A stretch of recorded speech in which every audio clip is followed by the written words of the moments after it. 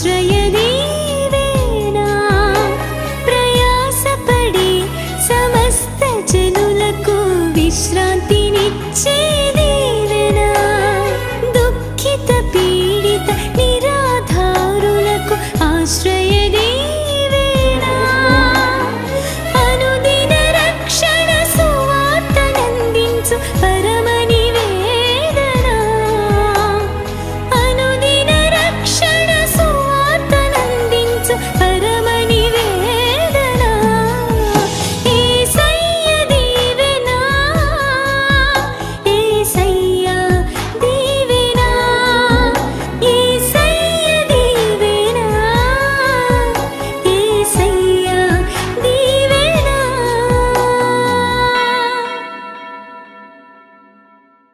దేవుని సన్నిధిలో న్యాయ సమ్మతమైన ప్రార్థన చేయాలి. స్తోత్రం చెప్పడం సరిగట్టిగా. నీకు ఎంతవరకు ఏది అవసరం అది ప్రభువుని అడుగు. కానీ ఒక మాట, నువ్వు అడిగితే అడుగు వాటికంటే ఊహించు వాటికంటే అత్యధికంగా దేవుడు చేస్తాడు. స్తోత్రం చెప్పండి. హల్లెలూయా. నీవు అడిగితే అడుగు వాటికంటే ఊహించు వాటికంటే అత్యధికమైన కార్యాలు దేవుడు తప్పక చేస్తాడు. కొంతమంది పక్కన వాళ్ళతో పోల్చుకుని ప్రార్థన చేసుకునే వాళ్ళు ఉంటారు. లోకాసు సువార్తలో 18వ అధ్యాయం 11వ వచనంలో ఒక పరిసేయుడు ప్రార్థన చేస్తాడు. అన్ని బాగానే చేశాడు, కానీ ఈ సొంకరి వలనైనను నేను ఉండనందుకు నీకు ఆడు దేనికి స్తోత్రాలు చెప్తున్నాడు చూడండి. వీడికి లాగా నేను లేనైనా అందుకు నీకు. కొంతమంది అలాంటి వాళ్ళు ఉంటారు. ఈడి ప్రార్థన ఈడు చేసుకోడు, పక్కనోడు ప్రార్థనకి వంత పడుతూ ఉంటాడు. కొంతమంది చెప్తాను కదా చాలాసార్లు, ప్రభువా నేను పాపినైనట్టు. అవును ప్రభువా అంటాడు పక్క నుండి. ఆడి పాప అయితే నీకెందుకు అబ్బాయి? ప్రభువా నేను దోషిందైనా. నిజమే ప్రభువా, నిజమే ప్రభువా. అసలు వాళ్ళ ప్రార్థన కాదు మీరు వంత పట్టాల్సింది. మీ ప్రార్థన మీకు రావాలి. ఆ సొంకరి ప్రార్థన చేయటం మానేసి పైగా ఆ సొంకరి గురించి ఏం మాట్లాడుతున్నాడు ఈ పరిసేయుడు? ఆ సొంకరి వలె ఉండనందుకు నీకు కృతజ్ఞతాస్తుతులు. ఇలాంటి ప్రార్థనలు దేవుడు ఆలకించాడా ఆలకించలేదా? పరిసేయుడు ప్రార్థన వినలేదు. తగ్గించుకుని చేసే ప్రార్థనలు దేవుడు కోరుకుంటాడు. హల్లెలూయా చెప్పండి. హల్లెలూయా, హల్లెలూయా, హల్లెలూయా. కనుక మన ప్రార్థన కూడా ఏముండాలి చెప్పండి? న్యాయం ఉండాలి. చెప్పండి ఏముండాలి? గట్టిగా చెప్పండి ఏముండాలి? దేవుడు అద్భుతాలు చేయగలిగిన వాడే. ఆయన చెయ్యాలనుకున్నప్పుడు నీ జీవితంలోకి అద్భుతాన్ని తప్పకుండా చేస్తాడు. కానీ నీవు అడిగేది మాత్రం దేవుని దృష్టికి న్యాయమైనదిగా, యోగ్యమైనదిగా, మంచిదిగా కనపడాలి. దేవునికి స్తోత్రం. కనుక కొందరు అడుగుతున్నారు కానీ వారు పొందుకోలేకపోతున్నారు. కారణం ఏంటంటే వారు భోగముల నిమిత్తము దురుద్దేశములతో అడుగుతున్నారు కనుక వారికి ఏమీ దొరకదు. దురుద్దేశములతో అడుగు వారి ప్రార్థన దేవుడు ఆలకించడు. చెప్పండి, దురుద్దేశములతో అడుగువారి ప్రార్థన దేవుడు ఆలకించడు. 4 మాటలు త్వరగా చెప్పండి. 1, పాపము చేసేవారి ప్రార్థన దేవుడు ఆలకించడు. వాక్యం వినని వారి ప్రార్థన దేవుడు వినడు. కీడు చేయవారి ప్రార్థన దేవుడు వినడు. దురుద్దేశముతో అడుగువారి ప్రార్థన దేవుడు ఆలకించాడు. ఇక 5వ మాట, దుర్మార్గతను అనుసరించు వారి ప్రార్థన దేవుడు వినడు. దుర్మార్గతను అనుసరించు వారి ప్రార్థన దేవుడు వినడు. కొంతమంది ఆరాధనే దుర్మార్గులతో చేతులు కలుపుతారు, దుర్మార్గతను అనుసరించి నడుస్తారు. వాళ్ళ ప్రార్థన కూడా దేవుడు వినడంట. మీకా 3వ అధ్యాయం 4వ వచనం, వారు దుర్మార్గతను అనుసరించి నడుచుకొని ఉన్నారు గనుక యెహోవాకు మొర్రపెట్టినను ఆయన వారి మనవి అంగీకరింపక ఆ కాలమందు వారికి కనపడకుండా తన్ను మరుగు చేసుకొనును. అక్కడ రాయబడిన మాట ఏంటంటే అసలు ఆయన దాక్కున్నాడట, మరుగైపోయాడట, కనపడలేదంట వాడికి. ఎందుకంటే వారు దుర్మార్గతను బట్టి. ఆధ్యాత్మిక జీవితంలో విశ్వాసిగా క్రైస్తవుడుగా పేరుంది, గుడికొస్తూ అన్నీ చేస్తూ దుర్మార్గతను విడిచిపెట్టకపోతే నీ ప్రార్థన దేవుడు వినడు. మందిరం స్వభావాన్ని మార్చాలి. దేవునికి స్తోత్రం. మందిరం నీ బ్రతుకును మార్చాలి. స్తోత్రం. వాక్యం నీ బ్రతుకును మార్చాలి. స్తోత్రం. నీలో ఉన్న కఠిన స్వభావాన్ని తొలగించాలి. స్తోత్రం. దుర్మార్గతను తీసివేయాలి. స్తోత్రం. మందిరానికి వస్తూ కూడా ఈ కార్యాలు జరగకపోతే దేవుడు నీ ప్రార్థన ఆలకించడు. కనుక తప్పక ఇవన్నీ పాటించాల్సిన లక్షణాలు మన ప్రార్థనలు దేవుని సన్నిధికి చేరటానికి. యెహెజ్కేలు గ్రంథం 33వ అధ్యాయం 19వ వచనం చదువుదాం. మరియు దుర్మార్గుడు తన దుర్మార్గతను విడిచి నీతి న్యాయములను అనుసరించిన ఎడల వాటిని బట్టి అతడు బ్రతుకును. దేవునికి స్తోత్రం. మందిరానికి వచ్చినప్పుడు దుర్మార్గతను విడిచిపెట్టేసి నీతి న్యాయాలను అనుసరించి నడిస్తే దేవుడు నిన్ను బ్రతికిస్తాడట. హల్లెలూయా. నీకు జీవాన్ని ఇస్తాడు. స్తోత్రం కలుగును గాక. కాబట్టి నీతి న్యాయాలు అనుసరించేవాడిగా ఉండాలి, దుర్మార్గతను విడిచిపెట్టేవాడిగా ఉండాలి. నాది కాలంలో రాజ్యం మీదకి, దేశం మీదకి, ప్రజల మీదకి ఉగ్రతలు ఎందుకు వచ్చాయంటే వారి దుర్మార్గతలను బట్టే ఉగ్రతలు వచ్చాయి కొన్ని సందర్భాలు. ఇర్మియా గ్రంథం ఒక్కసారి ఒక మాట చదువుదాం. 36వ అధ్యాయం 3వ వచనం. నేను యూదా వారికి చేయను ఉద్దేశించు కీడంతటిని గూర్చి వారు విని నేను వారి దోషమును వారి పాపమును క్షమించున్నట్లు తమ దుర్మార్గతను విడిచి పశ్చాపడుదురేమో. ఇంకా కిందగా చదివితే అలాగని దేవుడు ఉగ్రతను పంపించాడట ఆ దేశానికి. అర్థమవుతుందా? కొన్నిసార్లు ఉగ్రతలు ఎందుకు వచ్చాయనంటే ఆ దుర్మార్గతను విడిచిపెట్టి రావడానికి. దుర్మార్గత అనేది దేవుడు సహించడు, దుర్మార్గులను దేవుడు సహించడు. దుర్మార్గత విడిచిపెట్టి ప్రార్థన చేస్తే ఆ ప్రార్థనను దేవుడు ఆలకిస్తాడు. దేవునికి స్తోత్రం చెప్పండి. హల్లెలూయా, హల్లెలూయా. దుర్మార్గులతో పొత్తు, దుర్మార్గులతో సహవాసం, దుర్మార్గులతో కలిసి జీవించటం, మీరు దుర్మార్గపు క్రియలు చేయటం, పనులు చేయటం, మళ్ళీ గుళ్ళోకి వచ్చి 2 చేతులు పైకెత్తి ప్రార్థన చేయటం, ఇవన్నీ దేవునికి అసహ్యం. అందుకని విడిచిపెట్టాలి. ఒకటి చెప్పండి, ఎవరు ప్రార్థన దేవుడు వినడు? పాపము చేయువారి ప్రార్థన దేవుడు ఆలకించడు. 2 వాక్యము వినని వారి ప్రార్థన దేవుడు వినడు. 3 కీడు చేయి వారి ప్రార్థన దేవుడు వినడు. 4 దురుద్దేశముతో అడుగు వారి ప్రార్థన దేవుడు వినడు. 5 దుర్మార్గతను అనుసరించి వారి ప్రార్థన దేవుడు వినడు. 6 సందేహించు వారి ప్రార్థన దేవుడు వినడు. 6వ మాట, సందేహించు వారి ప్రార్థన దేవుడు వినడు. సందేహించడం అంటే ఎవరు? అవిశ్వాసులు. చెప్పండి, ఎవరు? ప్రార్థన చేస్తారు కానీ ఏముండదు, విశ్వాసం ఉండదు. యాకోబు పత్రిక 1వ అధ్యాయం 5 నుండి 8 వచనాలు చదువుదాం. జ్ఞానము కొద్దుగా ఉన్నాడు, అతడు దేవునిని అడుగవలెను, అప్పుడు అది అతనికి అనుగ్రహించబడును. ఆయన ఎవరిని గద్దింపక అందరికీ ధారాళముగా దయచేయువాడు. అయితే అతడు ఎలాగ అడగాలి? అతడు ఏమాత్రమును సందేహింపక విశ్వాసముతో అడగవలెను. సందేహించువాడు ఎలాంటివాడంట? గాలి చేత రేపబడి ఎగిరిపడు సముద్ర తరంగములను పోలి ఉంటాడు. 7వ వచనం. అట్టి మనుషుడికి ఎన్ని మనసులు ఉన్నట్టు? ద్విమనస్కుడై 2 మనసులతో తన సమస్త మార్గములు యందు అస్థిరుడు. స్థిరమైన విశ్వాసి కాదు, అస్థిరమైన విశ్వాసి. తర్వాత కనుక ప్రభువు వలన తనకేమైనా దొరుకునని అంతే. అంటే 2 మనసులతో ప్రార్థన చేస్తే దేవుడి దగ్గర నుండి నీకేమీ రాదు, ఆయన నీ ప్రార్థన వినడు అని అర్థం. అందుకని ప్రార్థన చేసేవారికి అతి ప్రాముఖ్యమైన అంశం ఏంటంటే విశ్వాసం. చెప్పండి మాట గట్టిగా చెప్పండి.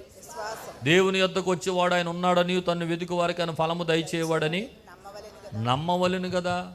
విశ్వాసం లేకుండా దేవునికి ఇష్టడై ఉండుట అసాధ్యం. రైట్? దేవుని మీద విశ్వాసం ఉండే ప్రార్థన చేయాలండి, విశ్వాసం ఉంచి ప్రార్థన చేయాలి. ఆమేన్ చెప్పండి, గట్టిగా చెప్పండి, గట్టిగా చెప్పండి, ఇంకా గట్టిగా చెప్పండి. ఆమేన్. విశ్వాసం లేకుండా దేవునికి ఇష్టడై ఉండుట అసాధ్యం.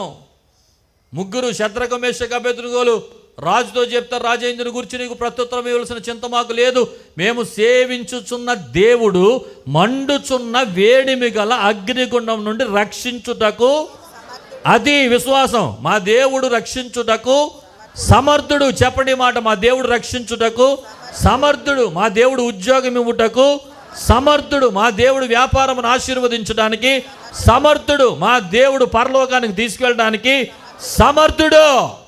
ఎవరిని ఆరాధిస్తున్నాం మనం? సమర్థుడైన దేవుని. చెప్పండి, ఎవరిని? మరి సమర్థుడైన దేవుని దగ్గరికి వచ్చినట్టుగా అవిశ్వాసం ఎందుకు? ఆయన చేస్తాడో చేయడో. ఓ 2 గంటల బలమైన ప్రార్థన చేసి లెగితే అయ్యి అక్కడ చేస్తానండి, 2 సంవత్సరాల నుండి చేస్తానే ఉన్నాం, ఇదేమన్నా జరుగుద్దా అనుకుంటా లెగితే ఎక్కడ జరుగుతుంది? జరగదు. మార్కు సువార్త 11వ అధ్యాయం 23-24 వచనాలు.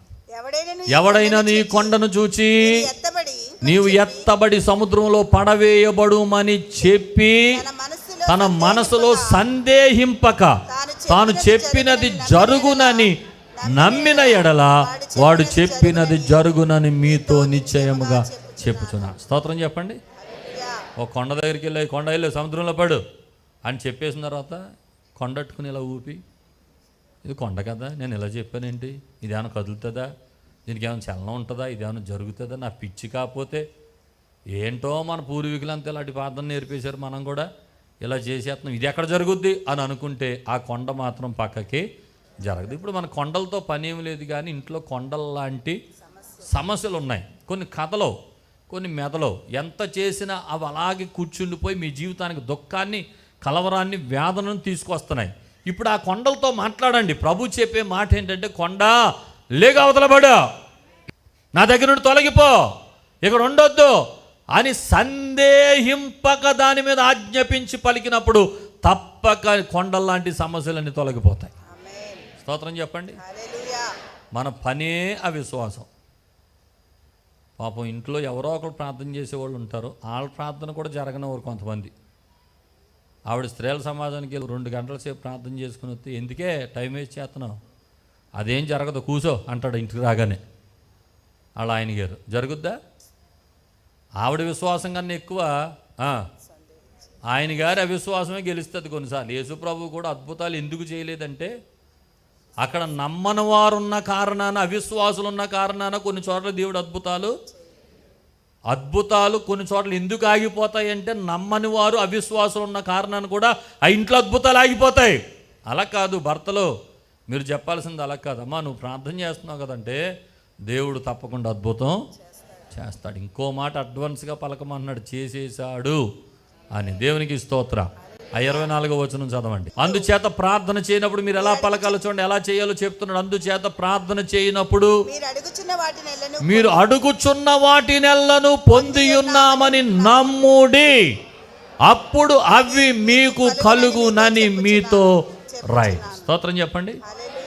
పొంది ఉన్నామని చెప్పండి అంటే అయిపోయింది అని చెయ్యాలా, ప్రభువా చెయ్యండి నైనా అని చెయ్యాలా? అర్థమైందా? ప్రభువా ఉద్యోగం ఇచ్చేసినందుకు నీకు వందనాలు, ప్రభువా వ్యాపారం స్థిరపరుస్తున్నందుకు నీకు వందనాలు, మా జీవితంలో అద్భుతాలు చేసినందుకు నీకు వందనాలు, నా కుమార్తెను ఇంతగా ఆశీర్వదించినందుకు నీకు. ఏది జరగబోతుందో అది ముందు చూసేయాలి, అది చూసేసి స్తోత్రం చెప్పాలి. ఆమేన్ చెప్పండి. ప్రభువా నా కుమార్తెను ఇంటర్నేషనల్ స్పీకర్ చేసినందుకు నీకు, నేను చెప్పే స్తోత్రం అది. నా కొడుకును అద్భుతంగా వాడుకుంటున్నందుకు నీకు రైట్, అది నేను చూడబోతున్నాను, నేను చూస్తున్న దర్శనం, అందుకే చూసేసి ఆమేన్ చెప్పేస్తున్నాను. స్తోత్రం చెప్పండి. హల్లెలూయా. మీరు కూడా అలాగే చెప్పండి. ఏదైనా సరే నమ్మి దేవుడు చెయ్యగలిగిన సమర్థుడు అనండి మాట. సమర్థుడు. ఏ దేవునికి ప్రార్థన చేస్తున్నావు నువ్వు? సమర్థుడైన దేవునికి స్తోత్రం కలుగును గాక. అలా చేసేటప్పుడు నమ్మి చెయ్యి. దేవునికి స్తోత్రం చెప్పండి. హల్లెలూయా. వివాహాలు కావాల్సిన వాళ్ళ గురించి నమ్మి ప్రార్థన చేయండి. మీకు ఎలాంటి అల్లుడు కావాలి రాసేసుకోండి. ప్రభు ఇలాంటి అల్లుడిని ఎత్తున్నందుకు నీకు వందనాలు, ఇచ్చేసావు, డన్ అయిపోయింది. ఆమేన్. స్తోత్రం. పెళ్ళి కావాల్సిన పిల్లలు, మగ పిల్లలు, ఆడపిల్లలు రాసుకోండి. మీకు ఎలాంటి వాళ్ళు కావాలి, ఎంత ఎత్తు ఉండాలి, ఎంతలా ఉండాలి, ఎంత కలర్ ఉండాలి, ఎంత చదువుకోవాలి. 4వ కోణం అనే పుస్తకం రచించిన పాల్ యాంగిచో గారు, కొరియా దేశంలో అద్భుతమైన ప్రార్థనా యోధుడు, ప్రపంచ దేశాల అతిపెద్ద సంఘముగా నడిపించినటువంటి గొప్ప పాస్టర్ గారు. ఆయన రాశాడు 4వ కోణం అని ఒక మంచి విశ్వాస సంబంధమైన పుస్తకం. ఆయన జరిగించిన ప్రార్థనలు, ఆయన ద్వారా జరిగిన అద్భుతాలు చాలా రాయబడి ఉంటాయి అందులో ఒక విషయాన్ని ఆయన పేర్కొన్నాడు పుస్తకంలో. ఒక యవనస్తురాలు వచ్చిందంట, అంకుల్ నేను చాలా కాలం నుండి పెళ్లి గురించి ప్రార్థన చేస్తాను కానీ పెళ్ళి అవ్వట్లేదు. ఎలా ప్రార్థన చేస్తాం? ఇలా చేస్తున్నాను, ఇలా. అలా కాదు, ఇప్పుడు రాసుకో, నీకు కాబోయే భర్త ఎంత ఎత్తు ఉండాలి, 6 అడుగులు వేసుకోండి, రాసుకో. ఎంత కలర్ ఉండాలి, ఏ కలర్ ఉండాలి రాసుకో, ఏం చదువు ఉండాలి, ఇది చదువుకోవాలి రాసుకో, ఇంకేం ఉండాలి, టాలెంట్స్ ఉండాలి, పాటలు పాడాలి, మ్యూజిషియన్ అయి ఉండాలి రాసుకో. ఇవన్నీ తీసుకెళ్ళి అద్దానికి అంటించేయి. మీ అద్దానికి అంటించేసి, ప్రభువా ఇలాంటి భర్తను నాకు ఇచ్చినందుకు నీకు స్తోత్రం అని రోజు స్తుతులు చెప్పు అన్నాడట. కొన్ని రోజులకి అలాంటి భర్త వెతుక్కుంటా వచ్చి పెళ్లి చేసుకున్నాడట అమ్మాయిని. స్తోత్రం చెప్పండి సరే గట్టిగా. కనుక ఈరోజు నేను చెప్తున్న మాట ఏంటంటే సందేహింపక అనండి మాట. కొంచెం గట్టిగా చెప్పండి. నీకు అనుమానం వద్దు, మన దేవుడు సమర్థుడు. చెప్పండి, మన దేవుడు సమర్థుడు. ఒక తండ్రి తన కొడుకు స్వస్థత కోసం ప్రభు దగ్గర తీసుకొస్తే చెప్పిన మాట, నమ్ముట నీ వలనైతే నమ్మువానికి సమస్తము సాధ్యమే. నమ్మవయ్యా, నమ్ము, నువ్వు విశ్వాసం ఉంచు. ఇక్కడ ప్రభు వాక్యం చెప్తుంది సందేహింపక. చెప్పండి మాట, అస్సలు అనుమానం రానివ్వకండి. నువ్వు ప్రభువుని నమ్ముకున్నావంటే సమర్థుడైన దేవుని దగ్గరికి వచ్చావు. ఆయన వలన కానిది అంటూ ఏది ఉండదు, ఆయన వారు జరగనిది అంటూ ఏది ఉండదు, జరుగుతుంది. కనుక నువ్వు విశ్వాసంతో ప్రార్థన చేయి, దేవుడు అద్భుతాలు చేస్తున్నాడు. దేవునికి స్తోత్రం. విశ్వసించాలి. ఏదైనా సరే నమ్ముటలోనే అద్భుతాలు ఉన్నాయి, ఆశ్చర్య కార్యాలు ఉన్నాయి. దేవునికి స్తోత్రం. చెప్పండి హల్లెలూయా, హల్లెలూయా. సందేహింపక. చెప్పండి మాట. ఎలా అడగాలి, ఎలా అడగాలి, ఎలా అడగాలి? నీకు ఇల్లు కావాలి, ఎలా అడగాలి? నీకు కారు కావాలి, ఎలా అడగాలి? నీకు ఉద్యోగం రావాలి, ఎలా అడగాలి? ప్రభువా ఇచ్చేసినందుకు నీకు స్తోత్రం. హల్లెలూయా. చప్పట్లు కొట్టి ప్రభువుని స్తుతించండి ఒకసారి గట్టిగా. యేసయ్యకి మహిమ ఘనత ప్రభావములు కలుగునుగాక. ఆమేన్. చెప్పండి. ఇప్పుడు ఎవరు ప్రార్థన దేవుడు వినడు? ఒకటి, పాపం చేసేవారు ప్రార్థన దేవుడు వినడు. రెండు, వాక్యము వినని వారి ప్రార్థన వినడు. కీడు చేసేవారి ప్రార్థన దేవుడు వినడు. దురుద్దేశముతో అడుగు వారి ప్రార్థన దేవుడు వినడు. దుర్మార్గతను అనుసరించు వారి ప్రార్థన దేవుడు వినడు. సందేహించు వారి ప్రార్థన దేవుడు వినడు. ఇక చివరి మాట, దీనులను కనికరించని వాని ప్రార్థన దేవుడు వినడు. దీనులను కనికరించని వాని ప్రార్థన దేవుడు వినడు. అర్థమైందా? దీనులను కనికరించని వాని ప్రార్థన దేవుడు వినడు. సామెతలు 21వ అధ్యాయం 13వ వచనం, దరిద్రుల మొర వినక చెవి మూసుకొని వాడు తాను మొర్ర పెట్టినప్పుడు అంగీకరించబడడు. చర్చి దగ్గరికి వచ్చావు, గేటు దగ్గర బాబు బాబు అయ్యా అయ్యా బాబు అన్నారు, కింద అవతలకెళ్ళా అనుకుంటే పైకి వచ్చేసావు, ప్రభువా నీకు స్తోత్రం అని ప్రార్థన చేసేస్తున్నావు. దేవుడు అంటాడా? చెప్పండి, గట్టిగా చెప్పండి. నీకు లేక చెయ్యకపోతే దేవుడు దాన్ని చూస్తాడు, కానీ నీకు మేలు చేయుట చేతనైనప్పుడు దాన్ని పొందదగిన వారికి చెయ్య వెనుతీయకుము అని ఖచ్చితంగా రాశాడు బైబిల్లో. ఆమేన్. దేవుని ఎదుట నిష్కలంకమైన భక్తి ఏదనగా, చదవండి యాకోబు 1:27, తండ్రి అయిన దేవుని ఎదుట పవిత్రమును నిష్కలంకమునైన భక్తి ఏదనగా దిక్కులేని పిల్లలను విధవరాండ్రను వారి ఇబ్బందుల్లో పరామర్శించుటయు ఇహలోక మాలిన్యము తనకు అంటకుండా తన్ను తాను దిక్కులేనోళ్ళని ఆదరించాలి, విధవరాండ్రను చేరదీయాలి, దరిద్రులను చేరదీయాలి, అవసరతలో ఉన్న వారికి సహాయం చేయాలి. ఇంటి గేటు కొడితే పైకి వెళ్ళరా అని చెప్పకూడదు, నువ్వే కిందకు రావాలి. స్తోత్రం చెప్పండి, గట్టిగా చెప్పండి, గట్టిగా చెప్పండి. అర్థమవుతుందా ఈ మాటలు? ఒకవేళ అలాంటి వాళ్ళని ఎవరినైనా పెడ చెవిని పెడితేనట దేవుడు నీ ప్రార్థన ఆలకించడట. నేను ఎక్కడికి వెళ్ళినా కారులో ఒక 50 రూపాయల కట్ట, 100 రూపాయల కట్ట నా దగ్గర ఉంటాయి, అలా పెట్టుకుని వెళ్తాను. అది ఎవరికంటే కేవలం భిక్షాటన చేసుకునే వాళ్ళకి, అవసరతలో ఉన్న వాళ్ళకి, రోడ్డు మీద వాళ్ళు కనపడగానే తీసి వాళ్ళకి ఇవ్వాల్సింది వాళ్ళకి ఇచ్చేయాలి. దేవుడు హర్షిస్తాడు, దేవుడు సంతోషిస్తాడు. స్తోత్రం చెప్పండి. అనాథ కాలంలో కూడా పరదేశుల కొరకు, ఆహారం లేని వారి కొరకు కొన్ని పరిగులు పక్కన పెట్టుంచాలి. అది దేవుని ఆజ్ఞ, దేవుడు విధించిన కట్టడ. విధవరాండ్ర కోసం, దిక్కులేని వారి కోసం కొన్ని పరిగులు పొలంలో పక్కన పెట్టుంచాలి. వాళ్ళు వచ్చి ఏరుకుని వెళ్ళి వండుకుంటారు. అప్పటి నుండి కూడా దేవునికి అనాథల మీద ఒక సంకల్పం కలిగి ఆయన వాళ్ళని ప్రేమిస్తున్న దేవుడు. స్తోత్రం కలుగునుగాక. అందుచేత అది మాత్రమే కాదు, లోకాసు వార్తలో మారు మనసుకు తగిన ఫలములు ఫలించండి అన్నాడు. ఏంటి మారు మనసు తగిన ఫలాలంటే, మీలో 2 వస్త్రములు ఉన్నవారు లేని వానికి 1 వస్త్రం. చదువుదాం ఆ మాట కూడా, లోకాసు వార్త 3వ అధ్యాయం 10 నుండి 14 వచనాలు. అందుకు జనులు, అలాగైతే మేమేమి చెయ్యవలెనని అతని అడుగగా, 2 అంగీలు గలవాడు ఏమీయు లేని వానికి ఇయ్యవలెనో ఆహారము గలవాడును అలాగే చెయ్యాలి. దేవునికి స్తోత్రం చెప్పండి, గట్టిగా చెప్పండి.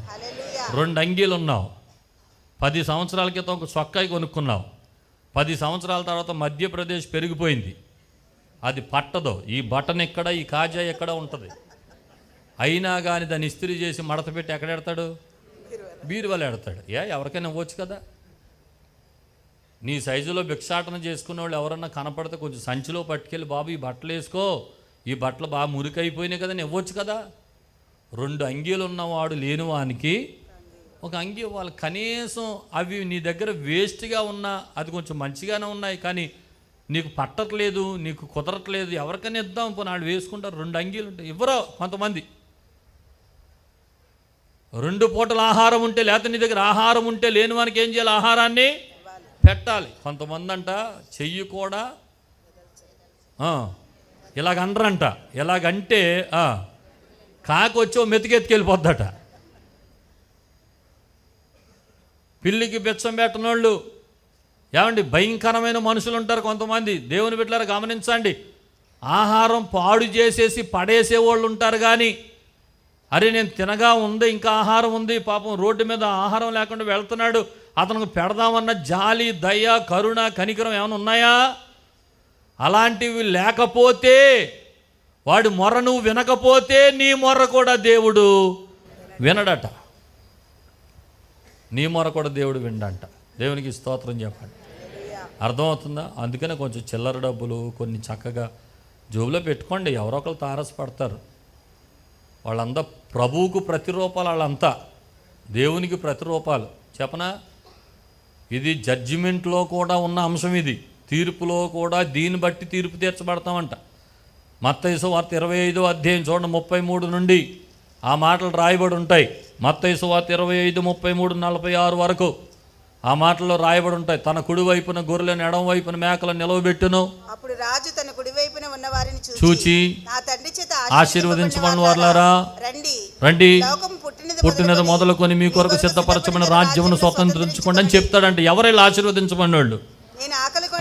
35 చదవండి. నేను ఆకలి కొంటిని, భోజనం పెట్టారు, దప్పికొంటిని, దాహం ఇచ్చారు, పరదేశినై ఉంటిని, చేర్చుకున్నారు, దిగంబరునై ఉన్నాను, బట్టలు ఇచ్చారు, రోగినై ఉంటిని, చూడవచ్చారు, చెరసాల్లో ఉంటిని, నా యొద్దకు వచ్చారు అని చెప్పును. వీళ్ళందరూ అంటారంటే, అదేంటి ప్రభు, నీ దగ్గరికి ఎప్పుడు వచ్చావు, నీకెప్పుడు ఆకలి తీర్చావు, నీకెప్పుడు దాహం ఇచ్చాం, ఎప్పుడు బట్టలు ఇచ్చాం, ఇవన్నీ చెప్తుంటే ప్రభు అంటాడంట, అల్పులైన, మిక్కిలి అల్పులైన ఈ నా సహోదరులలో మీరు ఒకనికి చేసితిరి గనుక నాకును చేసినట్టే. అదే మీరు బట్టలు ఇచ్చారే, అది ఎవరికి ఇచ్చినట్టు చెప్పండి. మీరు భోజనం పెట్టారో రోడ్డు మీద వెళ్ళేవాళ్ళకి ఒకరికి, ఎవరికి పెట్టినట్టు? ఏ రూపంలో వచ్చాడు దేవుడి మీ దగ్గరికి? అర్థమైందా? ఆయన తృణీకరించకండి, ఈ నా సహోదరులలో నీ ఒకనికి చేసావు కనుక నాకు నేను చేసినట్టే. ఆమేన్. అందుకనే ప్రయాస, దేవుని రాజ్యంలో స్థానం ఉండాలి మన్నా సంఘానికి. అందుకనే ఫౌండేషన్ తరపున రోజు కొంతమందికి భోజనాలు పెడుతున్నాం. నేను రోగినయ్యుంటి నన్ను చూడవచ్చిద్దరని ఆ మాటతోనే మెడికల్ క్యాంప్స్ పెడుతున్నాం, వెళ్ళి వారికి మందులు ఇస్తున్నాం, ఉచితంగా వైద్యం చేస్తున్నాం. ఈ కార్యక్రమాలన్నీ ఎందుకనంటే దేవుని రాజ్యంలో మన సంఘానికి పాలు ఉండాలి. ఆమేన్, హల్లెలూయా. మనమందరినీ దేవుడు అనాలి. ఈ అల్పులైన వారికి మీరు చేశారు కనుక నాకు కూడా చేసినట్టే. దేవునికి స్తోత్రం, హల్లెలూయా, హల్లెలూయా. పరలోకంలో మన కొరకు ధనము కూర్చుకోవాలి. ఆమేన్ చెప్పండి, ఆమేన్. ఇలా చేయటం ద్వారానే మనం పెట్టుబడి పెడుతున్నాం పరలోకంలో. దేవునికి స్తోత్రం, హల్లెలూయా. కాబట్టి పేదలను కనికరించండి, అవసరతలో ఉన్న వారికి సహాయం చేయండి. అలా చెయ్యకపోతే, మరలా చదువుతున్నాను ఆ మాట, దరిద్రుల మొర వెనక చెవి మూసుకొనివాడు తాను మొర్ర పెట్టినప్పుడు అంగీకరించబడడు. కనుక 7 కారణాలు ప్రార్థన ఆలకించబడకపోవటానికి. 1, పాపము చేయవారి ప్రార్థన దేవుడు వినడు. 2, వాక్యము వినని వారి ప్రార్థన దేవుడు ఆలకించడు. 3, కీడు చేయవారి ప్రార్థన దేవుడు వినడు. 4, దురుద్దేశముతో అడుగువారి ప్రార్థన దేవుడు వినడు. 5, దుర్మార్గతను అనుసరించి వారి ప్రార్థన దేవుడు వినడు. 6, సందేహించు వారి ప్రార్థన దేవుడు వినడు. 7, దీనులను కనికరించని వాని ప్రార్థన దేవుడు ఆలకించడు. తల్ల వంచండి, ఒక్క మాట ప్రార్థన చేద్దాం. ప్రభువా ప్రార్థన నేర్పయ్యా, ప్రార్థించకుండా నేనుండలేనయ్యా. ప్రభువా ప్రార్థన నేర్పయ్యా, ప్రార్థించకుండా నీ పాదాలు తడపకుండా నా పయనం సాగదయా. నీ పాదాలు తడపకుండా నా పయనం సాగదయా. నీ పాదాలు తడపకుండా నా పయనం సాగదయా. నీ పాదాలు తడపకుండా నా పయనం సాగదయా. ప్రార్థన వలనే పయనము, ప్రార్థనే ప్రకారము, ప్రార్థనే ప్రాధాన్యము, ప్రార్థన లేనిది పరాజయం. ప్రార్థన వలనే పయనము, ప్రార్థనే ప్రకారము, ప్రార్థనే ప్రాధాన్యము, ప్రార్థన లేనిది పరాజయం. ఆమేన్. ప్రభువా చివరగా ప్రార్థన నేర్పయ్యా, అడగండి. అవును నాయనా, ప్రార్థించకుండా నేనుండలేనయ్యా. ప్రభువా ప్రార్థన నేర్పయ్యా, ప్రార్థించకుండా నేనుండలేనయ్యా. నీ పాదాలు తడపకుండా నా పయనం సాగదయా. నీ పాదాలు తడపకుండా నా పయనం సాగదయా. నీ పాదాలు తడపకుండా నా పయనం సాగదయా. నీ పాదాలు తడపకుండా నా పయనం సాగదయా. నీ పాదాలు తడపకుండా నా పయనం సాగదయా.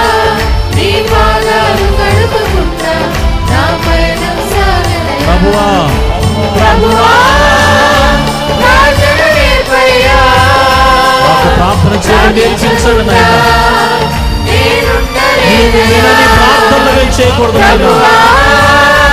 ప్రార్థన నేర్పయ్యా, ప్రార్థించకుండా నేనుండలేనయ్యా. నీ పాదాలు తడపకుండా నా పయనం సాగదయా. నీ పాదాలు తడపకుండా నా పయనం సాగదయా. నీ పాదాలు తడపకుండా నా పయనం సాగదయా. నీ పాదాలు తడపకుండా నా పయనం పయనం సాగదయా. సాగదయా. చేతులు పైకెత్తి పరిశుద్ధాత్ముడు అందించిన సందేశం బట్టి అందరు బిగ్గరగా స్తోత్రం చెప్పండి. ప్రభువా నాతో మాట్లాడి నీకు మరింత దగ్గర చేసుకుంటున్నందుకు నీకు వందనాలు ప్రభువా. ఏ రీతిగా ప్రార్థించాలో, ఎలాంటి ప్రార్థనలు వ్యర్థమైపోతున్నాయో మాతో మాట్లాడి మమ్మల్ని ప్రోత్సహించినందుకు కొరకు స్తోత్రాలు. మమ్మల్ని మేము సరి చేసుకోవడానికి మీరు మాట్లాడినందుకు కొరకు స్తోత్రాలు. మమ్మల్ని బలపరచండి నాయన, నీ కృపతో నింపండి. ప్రతి విరోధమైన ఆత్మ యేసు నామమున లాయమైపోవునుగా.